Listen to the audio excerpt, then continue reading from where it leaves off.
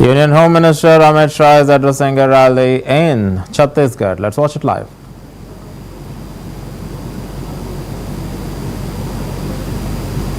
ये कहना चाहता हूं, नहीं ऐसा नहीं है। यहां इस तरह की परिस्थिति ही नहीं थी कि विकास हो पाए। अब रोड बन गया, अस्पताल बन गया, मोबाइल टावर आ गए, गांव में पानी पहुंचने लगा है, स्कूल पहुंचने लगा है और स्किलिंग भी हो रहा है, तो समृद्धि अपने आप आएगी। सरकार मारुति गाड़ी नहीं बेच सकती, सरकार व्यक्ति को इसके योग्य बना सकती है जो अपनी मारुति खरीद पाए, वो हम सुनिश्चित करेंगे। बस्तर मुक्त धन्यवाद, हो गया बेटी। बस्तर नक्सल मुक्त तो हम हो गया विवाद सर। नहीं कर सकते भैया, सवाल जवाब कर। आगे बढ़िए सर। बस्तर नक्सल मुक्त हुआ, इसके लिए आपकी सरकार को बधाई।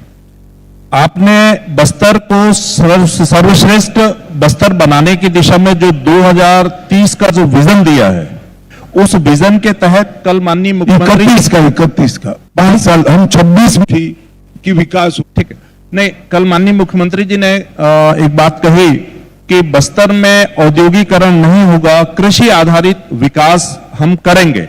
ऐसे में बस्तर के विकास का मॉडल आप क्या वो कर रहे हैं और बस्तर पर अभी आज मैं आपके सामने शहीद गुंडादूर सेवा डेरा का परिचय करने के लिए हूं। यहाँ के ग्रामीणों को, यहाँ के आदिवासी भाइयों बहनों को सक्षम बनाकर उनका स्किल डेवलपमेंट कर स्वरोजगारी और डेयरी के माध्यम से समृद्ध कराने की हमारी ये योजना है। इसका परिचय कराने के लिए मैं आया हूं। जैसे जैसे समय आगे बढ़ेगा हम आगे की चीजें भी बताते जाएंगे।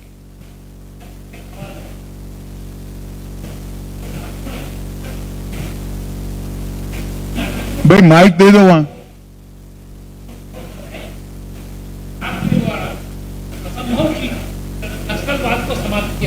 आपको कोटि कोटि साधुवाद। मेरा एक सवाल है, कल आपने जो बादल में एक बहुत बड़ा बात कही थी कि विकसित भारत बिना विकसित बस्तर के संभव नहीं है। तो मेरा सवाल यह है मान्यवर, बिना यात्री रेल सुविधा के बस्तर में कैसा विकास की कल्पना करते हैं? क्योंकि हम बस्तरवासी आज आजाद भारत के पहले या बाद से अभी तक रायपुर ट्रेल में नहीं चल पा रहे हैं। इस संबंध में आप क्या कहना चाहेंगे और भारत सरकार क्या प्रयास करेगी? देखिए एक ऐसे क्षेत्र के विकास की कार्ययोजना बनाने के लिए हम आगे बढ़े हैं जो बाकी के देश के हिस्सों से लगभग 30-40 साल विकास की रेस में पिछड़ गया है। यहां अभी हम सभी ग्रामीणों को सशक्तिकरण करेंगे, इंफ्रास्ट्रक्चर भी खड़ा करने का काम साइमल्टेनियसली हमने शुरू कर दिया है। यहाँ इरिगेशन की योजनाओं का भी डिजाइन हो रहा है, रेलवे भी पहुंच रही है और साथ में एक बार ये पहला चरण समाप्त होने के बाद बस्तर के संपूर्ण विकास की भी कार्ययोजना हम बनाएंगे। परंतु मैं इतना सुनिश्चित करना चाहता हूं कि बस्तर का हर नागरिक की अभी जो एवरेज आय है उसको कम से कम हम 5 साल में 6 गुना करने का काम करेंगे। इसमें कोई संशय रखने की जरूरत नहीं और इसका वैज्ञानिक आयोजन हमारे साथ उपलब्ध है। सर नमस्कार, मेरा नाम नरेश है। सर मैं जानना चाहता हूं, सर आपने एक मॉडल बताया कि सहकारिता के माध्यम से ये समृद्धि पहुंचेगी गांव तक, एक भैंस और एक गाय और अन्य चीजें की जाएंगी वन उत्पाद से संबंधित। क्या विशेष पैकेज का भी प्रावधान है? और जो रोजगार है क्या सहकारिता में पैकेज नहीं होता, सहकारिता अपने आप में पैकेज है। सब लोग परिश्रम करके सम्मान के साथ कमाते हैं जी। इसके अलावा क्या विशेष पैकेज? धन्यवाद।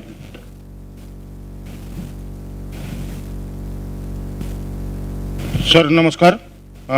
बस्तर नक्सल मुक्त हो गया है, लेकिन बस्तर में एक अफवाह तेजी से फैल रही है कि अब जल जंगल जमीन भी खत्म हो जाएगा। आदिवासियों को क्या मैसेज देना चाहेंगे? आदिवासियों को क्या मैसेज देना चाहेंगे? मैंने यही कहा, मैं बस्तर वासियों को फिर से कहना चाहता हूं कि जिन्होंने 50 साल तक बस्तर को बंदूक के साये में रखा, वो भेष बदलकर, नाम बदलकर, बात बदलकर आए तो भरोसा मत करना। आपकी चुनी हुई तहसील पंचायत, आपकी चुनी हुई जिला पंचायत, आपकी चुनी हुई राज्य सरकार और आपकी चुनी हुई भारत सरकार का भरोसा करना। वो ही बस्तर को विकसित कर सकते हैं। जो उकसाने आते हैं उनको एक बात जरूर कहना चाहिए कि 2 साल जरा बस्तर में रह जाओ, दिल्ली में जाए बगैर, तभी जाकर यहां पर सच अर्थ में विकास का सवेरा होगा। मंत्री जी, सर मैं अंकित मिश्रा हूं। अभी जो नक्सलियों ने जो पुनर्वास किया है, आने वाले समय में इनको लेकर के क्या तैयारियां हैं कि दोबारा जो है वो फिर से नक्सलवाद के रास्ते पे न जाए, इनको भरोसे में लिया जा सके? देखिए, पुनर्वास किए हुए सारे नक्सली भाइयों बहनों के लिए भारत सरकार ने 20 करोड़ रुपया खर्च कर एक सेंटर बनाया है, जहां अभी उनका स्किलिंग भी हो रहा है। जो निरक्षर है उनकी पढ़ाई लिखाई भी हो रही है, साइकोलॉजिकल मैपिंग होकर एक नया विश्वास भरने का साइकोलॉजिकल ट्रीटमेंट भी हम उनको दे रहे हैं। और आने वाले समय में वो अपने परिवार के साथ सम्मान के साथ रहे, इस प्रकार की पूरी ट्रेनिंग करने की व्यवस्था छत्तीसगढ़ सरकार और भारत सरकार ने की है। एक बहुत बड़ा प्रोजेक्ट है और मैं मानता हूं कि जिनको स्कूल से नक्सली उठा गए और वो नक्सलवादी बने, इसका कोई दोष नहीं है, वो तो विक्टिम थे। जिन्होंने हथियार डाल दिए उनको पूरा अधिकार है सिस्टम के अंदर पुनः प्रस्तापित होकर सम्मान के साथ जीने का।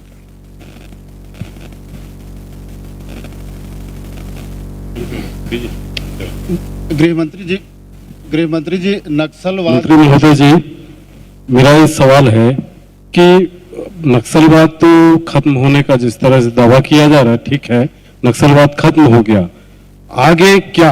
बस्तर अभी जिस स्थिति में है वो उसको विकसित होने में अभी एक्चुअल में आपने एक समय अवधि दिया था कि 31 मार्च तक नक्सलवाद खत्म हो जाएगा। अब हमारा ये सवाल है कि अब कब तक आपका ध्यान वहीं बाहर था, मैं पहले कह चुका हूं, फिर से बता देता हूं, 2031 तक। 2000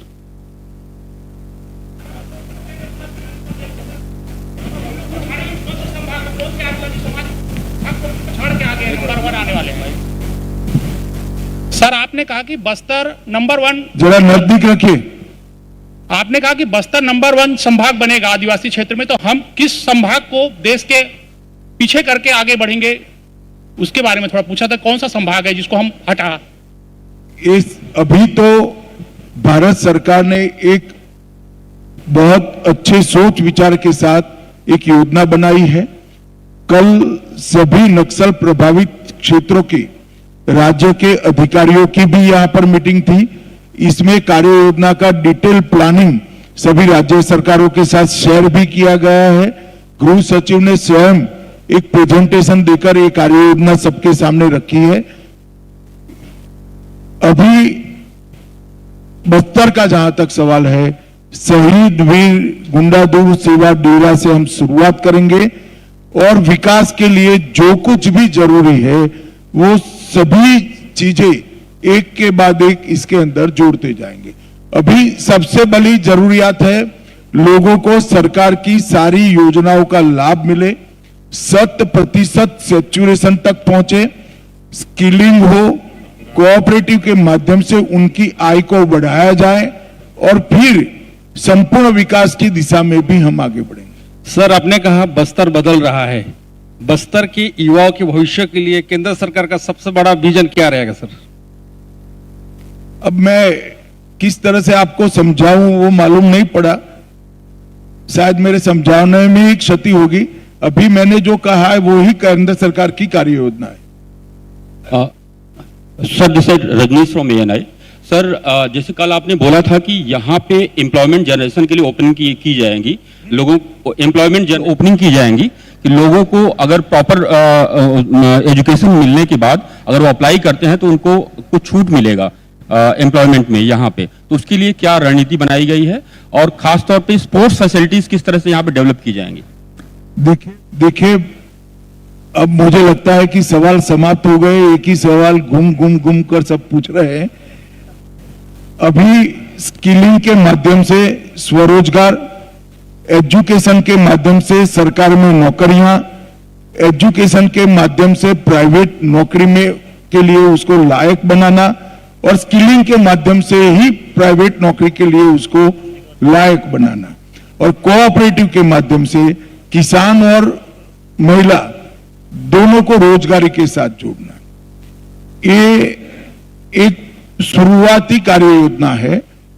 पहला चरण समाप्त होने के तुरंत बाद हम आगे का रोड मैप लेकर भी आएंगे। चलिए, आप सभी का बहुत बहुत धन्यवाद। पहले तो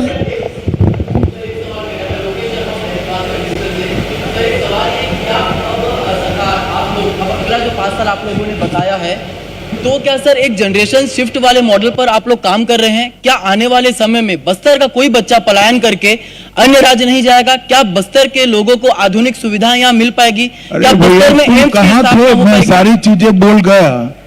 महोदय चलो आ गई फोटो। पहले तो साधुवाद, धन्यवाद। चलिए, बहुत बहुत धन्यवाद। आपने किया है। एक ही सवाल था सर आपसे कि माओवादी जब यहाँ आए थे तो उन्होंने जो विरोध किया यहाँ पर बस्तर में जंगल और जमीन का जो विरोध किया, और सबसे पहली जो विरोध उन्होंने बोधघाट परियोजना को लेकर किया था।